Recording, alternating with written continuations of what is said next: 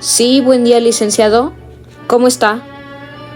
Sí, las despensas están listas, solo que el logo del partido lo colocamos en los productos, no en la caja.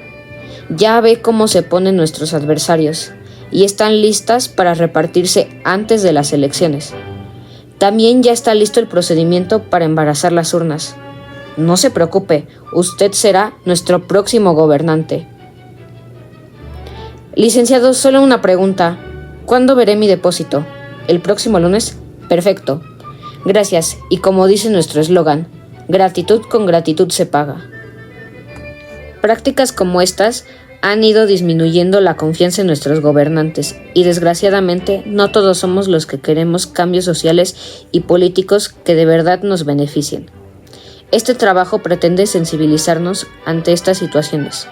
Analizamos la corrupción y la falta de atención a los derechos humanos de todos nosotros, para concientizarnos y que estemos preparados para hacer una elección inteligente, que permita a los gobiernos del futuro brindar bienestar y tranquilidad a todos los mexicanos.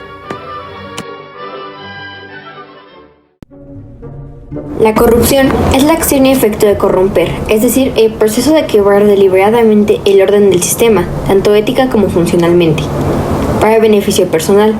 Además de que el corrupto comete una acción ilegal, también presiona o obliga a otros a cometer tales actos. La corrupción suele estar relacionada en el imaginario popular con el mundo de la política y el enriquecimiento ilícito, es decir, con el dinero, pero no solo es con eso. La corrupción aplica a muchas instancias, por ello existe corrupción política, corrupción económica, corrupción sexual, etc. En cada país, la ley tipifica claramente las formas de corrupción y establece penas específicas para cada una según el grado. Aún así, pueden existir otras formas de corrupción que no estén contempladas en ella, pero que sí son consideradas formas de corrupción de acuerdo al sistema de ética de una determinada cosmovisión. Entre las formas de corrupción definidas en los documentos legales normalmente tenemos al soborno, desvío de recursos, enriquecimiento ilícito u oculto, abuso de poder, abuso de funciones, tráfico de influencias, colusión, conspiración para cometer delitos de corrupción, obstrucción de la justicia, nepotismo, uso ilegal de información confidencial o falsa, y otras pueden ser comprar mercancía pirata, robar servicios públicos, usar la caja de ahorros o cesantías en asuntos diferentes a los estipulados, evadir impuestos, etc. Algunos casos de corrupción en el gobierno recientes que podemos destacar está el de Manuel Bartlett, el director general de la Comisión Federal de Electricidad, quien en 2019 se dio a conocer que ocultó 23 residencias y 3 empresas con valor con más de 42 millones de pesos.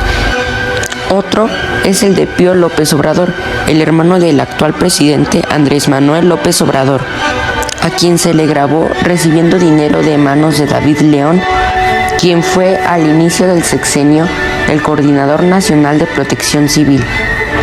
El dinero fue supuestamente para la campaña presidencial de López Obrador en 2018. En el caso de Manuel Bartlett, la Secretaría de la Función Pública investigó el caso, pero declaró que Bartlett no era culpable ni de conflicto de interés, ni de enriquecimiento ilícito, ni de tráfico de influencias. La titular de la Secretaría de la Función Pública también estuvo relacionada a un caso parecido al de Bartlett.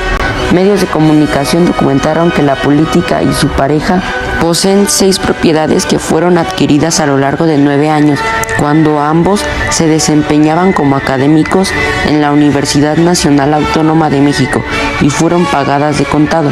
Además, el costo total asciende a 60 millones de pesos, 5 veces más de lo que aparecía en la declaración patrimonial de Sandoval. En el caso de Pío, López Obrador defendió al acusado y hasta dijo que se trataba de complots y ataques políticos contra sus funcionarios o familiares.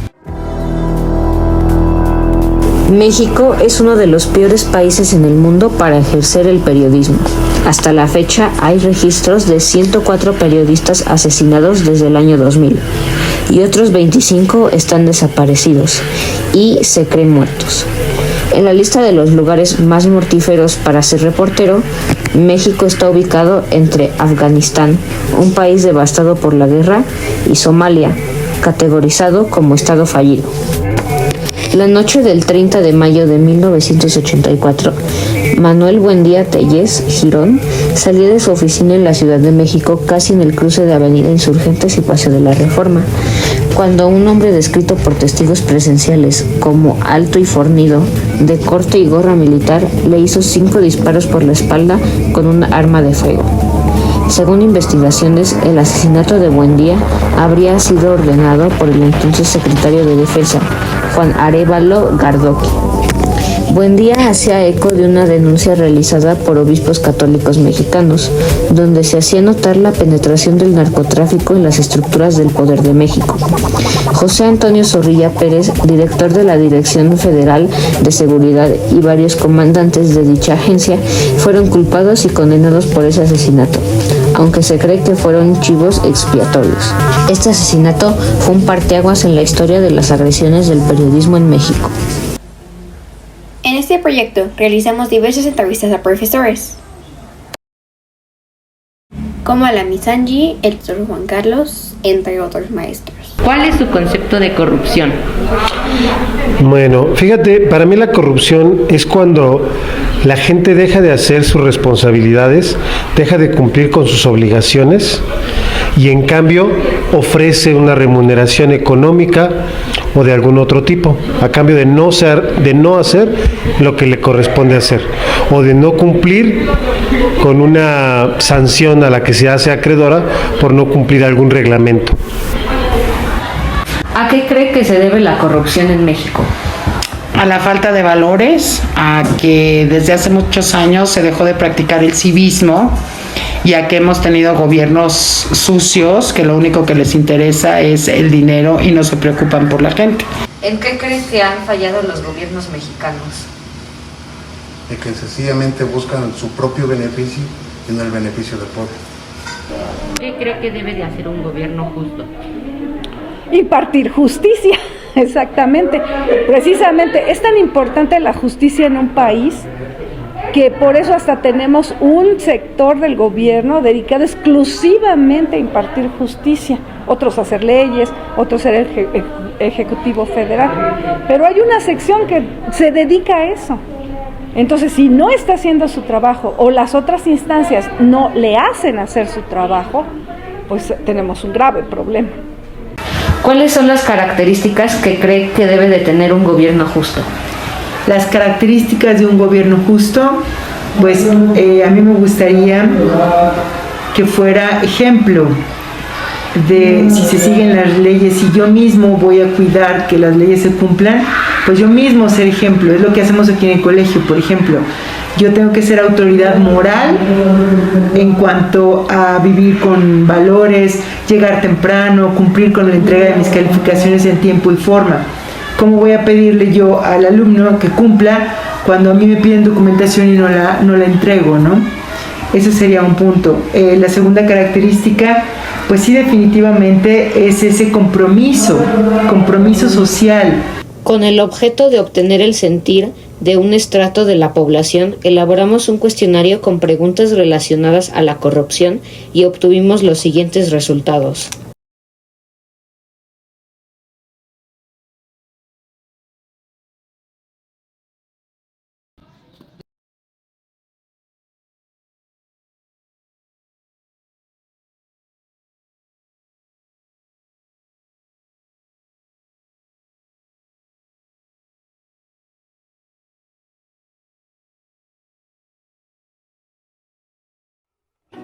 En este proyecto aprendimos la importancia del pensamiento crítico para analizar la situación política y social que vive nuestro país actualmente. También aprendimos que la corrupción no solamente se da en el ámbito político, también se puede dar en el ámbito empresarial y social. También que una forma básica de evitar la corrupción es estar informado. Una sociedad informada es mucho más fuerte y por lo tanto puede tomar mejores decisiones que traigan beneficios colectivos y no solo para algunos. Después de diversas entrevistas, concluimos que un gobierno justo debe de ser honesto, velar por los intereses del pueblo al que representa, que debe de aplicar justicia fuera de sus propios intereses, etc. Como conclusión, para combatir la corrupción se necesita más que solo buscar culpables, Y para hacer un cambio es necesario indagar y crear una opinión propia y crítica. Y lo más importante, votar. Se dice que para que exista la corrupción se necesitan dos actores. Hay 3 elementos que consideramos clave para ayudar a los ciudadanos que vuelvan a creer en sus gobernantes. 1. Un gobierno más abierto y transparente. Fortalecer la ética del servicio público y fomentar la participación ciudadana como fuerza para el cambio, rendición de cuentas. 2. Hacer que los gobiernos sean más eficientes, simplificar la burocracia y aprovechar las innovaciones tecnológicas con el fin de brindar mejores servicios. 3. Gobiernos más eficientes en la manera que conducen las políticas públicas y controlar el rendimiento de la administración. Advertencia: la emisión de este video no tiene autorización del gobierno. Véala bajo su propio riesgo.